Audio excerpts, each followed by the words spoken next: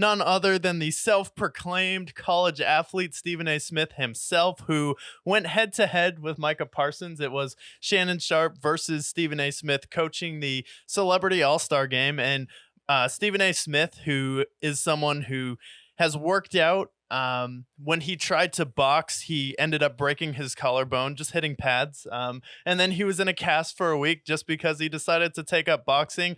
Wasn't really his thing. And then he decided, you know what I should do as a out of shape 60-year-old man? I should body up one-on-one Micah Parsons and not only defend Micah Parsons in practice for the All-Star game, but I should start talking trash about his quarterback to his face. And how did that end for Stephen A. Smith? Well, it ended the same way how he ended in boxing, with him breaking his ankle and getting sent to the hospital. MRIs ended up coming back negative, I believe. I think he's in recovery right now. He was on First Take this week, but ended up getting sent to the hospital, and Micah Parsons figuratively and literally broke Stephen A.'s ankles.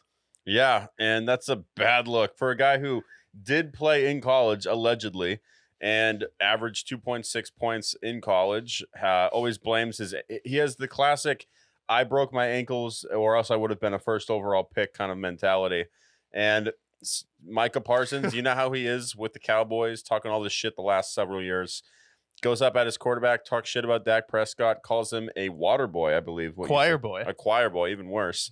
And Micah Parsons, big physical beast, takes out his ankles like nothing. Yeah, and then Micah Parsons ends up going on to win the NBA Celebrity All-Star Game MVP and ends up using his time as the MVP to take some shots at Stephen A. Smith because he is the biggest Cowboy hater. But how can you blame Stephen A. Smith when it's so easy to make fun of the Cowboys? Oh, it's so easy, especially with Micah Parsons, who wants to be an MVP someday. Helps when you show up in the playoffs as well.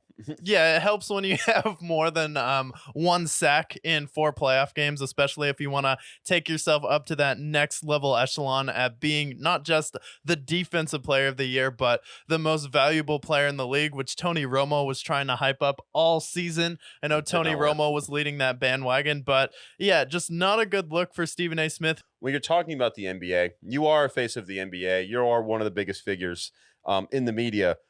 Don't go head-to-head with a guy who can run 4.4, who's 275 pounds, who, outside of Myles Garrett, is probably the biggest physical freak on the defensive side of the ball in football. Yeah.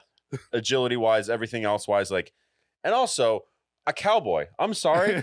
I'm a person, and we all know, certain teams, certain, places. You guys have watched the show long enough. You know guys where we wouldn't want to match up with them, right?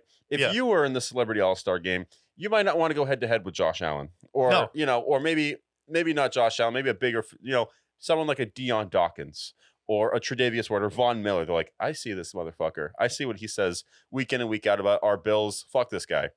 You think it's any difference with Micah Parsons and Stephen A. Smith? When Stephen A. Smith laughs every time you lose, when he expects you guys to choke and you inevitably do, you think that's the guy you should line up with? Yeah. Maybe line up with a Yankees player. You line up with Aaron Judge. All right, that works out. Line up Shohei Ohtani. It's like, oh, you don't think I can be the face of baseball because I don't speak English? Okay, well, I guess I'll have to teach you a lesson here too. I'll tell you what, with the amount of baggage I have laid on the Panthers, you think I want to line up with Brian Burns? Fuck no. Yeah. I see Brian Burns, I submit.